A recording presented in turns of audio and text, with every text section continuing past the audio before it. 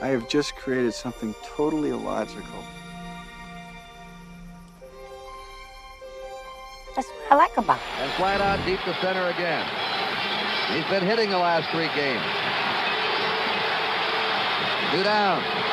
Last of the ninth, 3-2 Oakland. There's a fly ball hit in the deep left center. Joe Rudy there. Oakland has won the 1972 World Series. They have won 3 of the 4 games. Come and get it. Come and get it.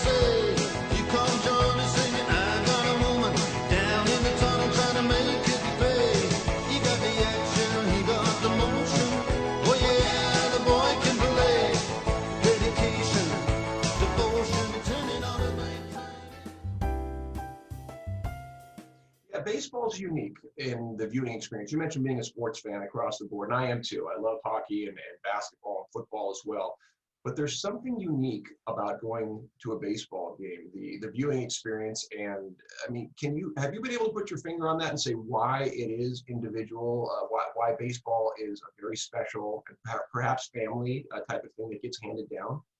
I think part of it is, it's social in a different way than the continuous flow sports, whether that's the NFL or the NBA or soccer. They're always moving around. Things are happening. In baseball, there's a lot of dead time. And, on some level, maybe that makes us less appealing to Gen Z or whatever the next generation is called these days. Gen Alpha, I heard. I just heard this the other day. There's always something. There's always a new one. There's always a new one. But I think the reality is that is one of our great assets because it's different than the other sports. And I think that dead time allows you to interact with the person you came to the game with. And that can be the most special moment. And that's something that it's hard to find those times as someone who has 2 teenage daughters. When do you find an opportunity to have those interactions and have those kind of dead times for people to bring up whatever's on their mind, a class they're taking, somebody they're dating, an experience they're having, with travel or whatever it is. And baseball is the special place where that can happen, for families. And I think that's one reason it's so special. Yeah, you mentioned that. So you have 2 teen daughters, you said? Oh, yeah. So they're obviously big baseball fans. They grew up all around baseball when I was running the Golden Baseball League. So they know all about the sport.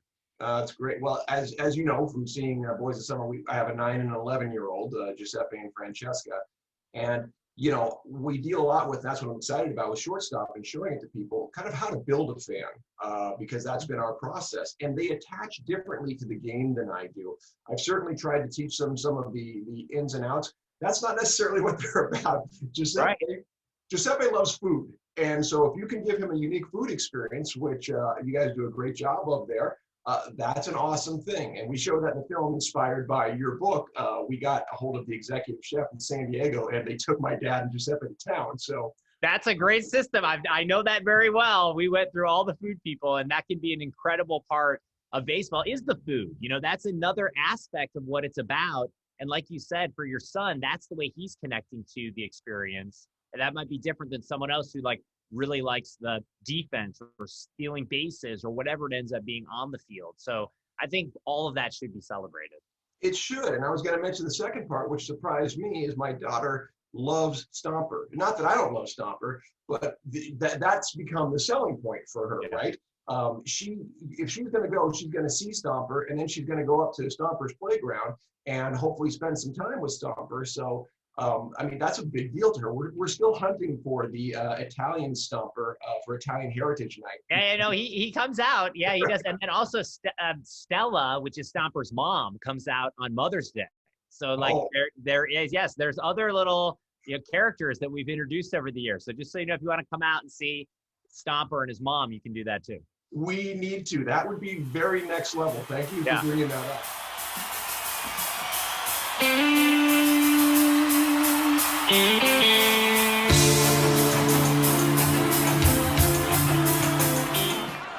Let's play ball.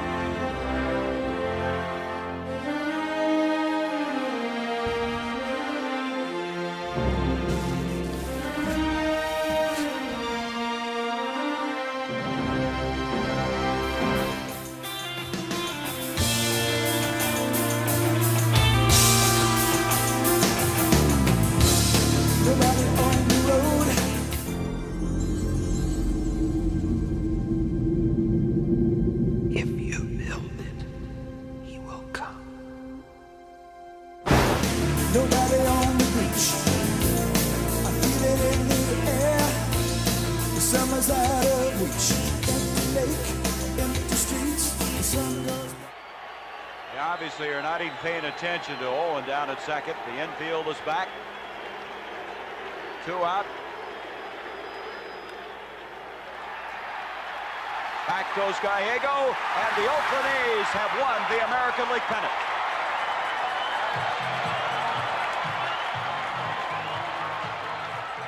Gentlemen, nice round of applause for Francesca Cochran. Let's go. 1, 2, 3. Take me out to the ball game. Take me out with the crowd. Find me some peanuts and cracker jacks. I don't care if I ever get back, 'cause it's rip for the home team. If they don't win, it's a shame. It's 1, 2, 3 strikes, you're out at the old ball game. All right.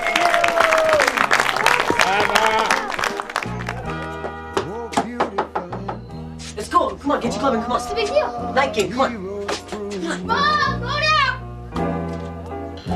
In liberating strife,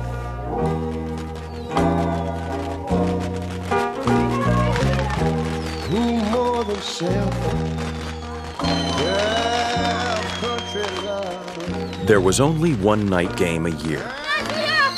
On the 4th of July, the whole sky would brighten up with fireworks, giving us just enough light for a game. We played our best then, because I guess we all felt like the big leaguers under the lights of some great stadium. Benny felt like that all the time. We all knew he was going to go on to bigger and better games, because every time we stopped to watch the sky on those nights, like regular kids, he was there to call us back. You see, for us, baseball was a game. But for Benjamin Franklin Rodriguez, baseball was life. Okay, man. When I was in school, we used to sing something like this. Listen here. Do this. Listen to us. Oh, beautiful, far spacious skies,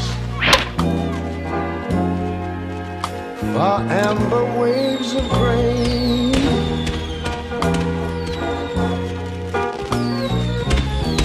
far purple mountain majesties. Over the fruited plain. But now wait a minute. I'm talking about America, sweet America. You know, God done shed his grace on thee. He crowned our good. Yes, he did. Heavy brotherhood from sea to shining sea.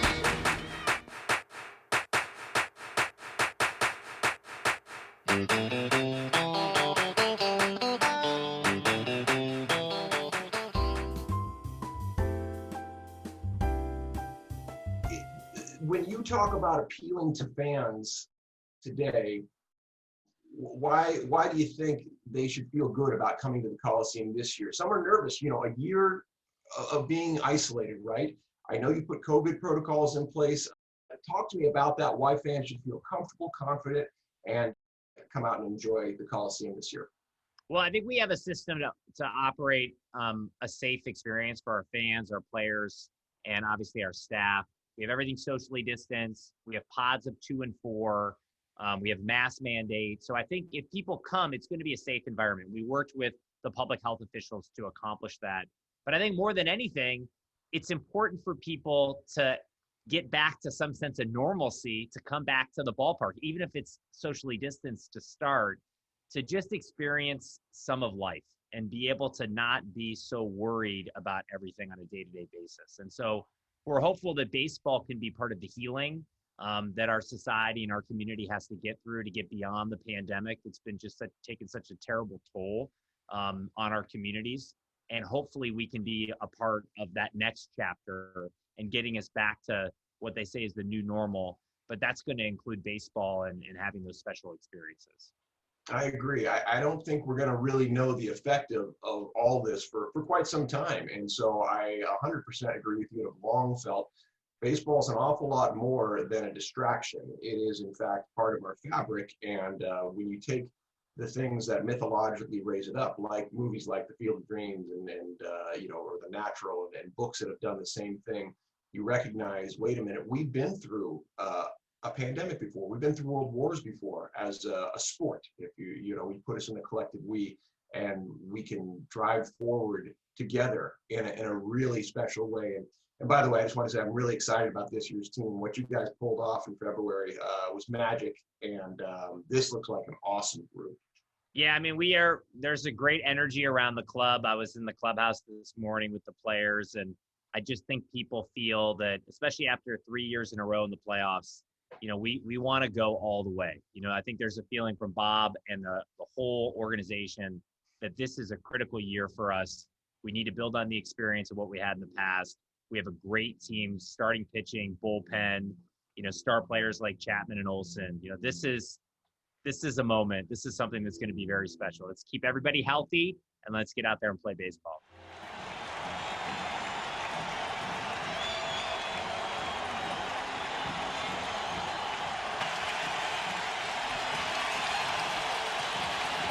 Curveball, it's over for the 11th time. And the first time since '92, the Oakland A's are champions of the American League West.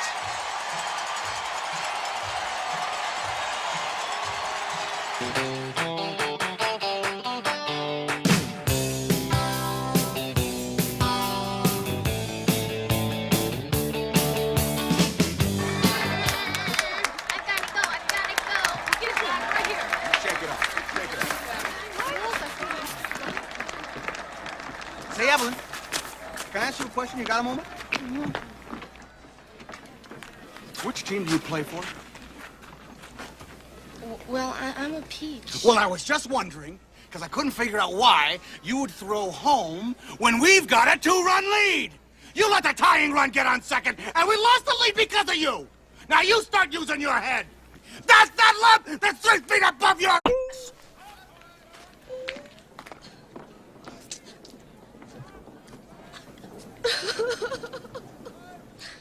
Are you crying?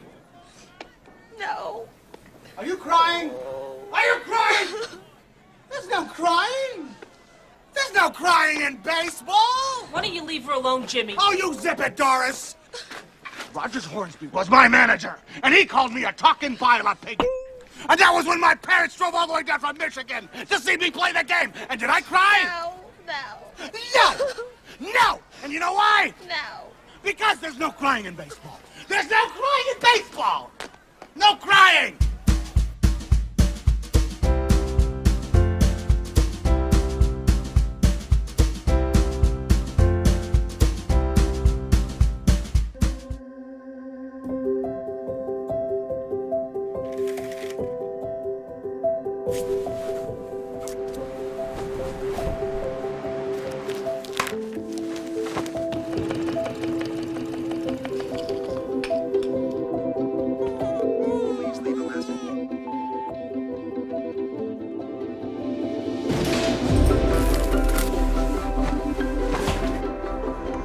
Hey, Dad, just checking in on you. Okay. Okay. Okay. I'll be back with groceries.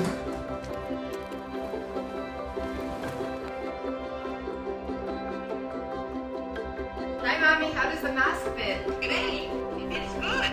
Hola. ¿Estás tomando café?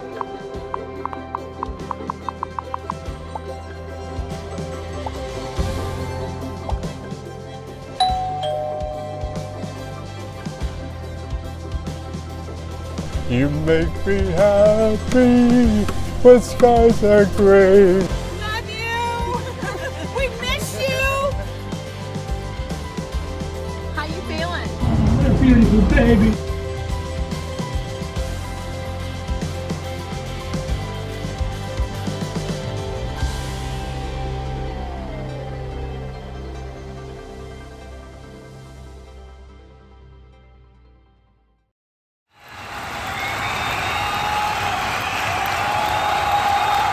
I want to welcome everyone to Boys of Summer, Shortstop, this great screening of an incredible movie about baseball and what it means for our communities and our families. So I hope everyone enjoys the screening and has a great time today. And of course, let's go Oakland. Thank you.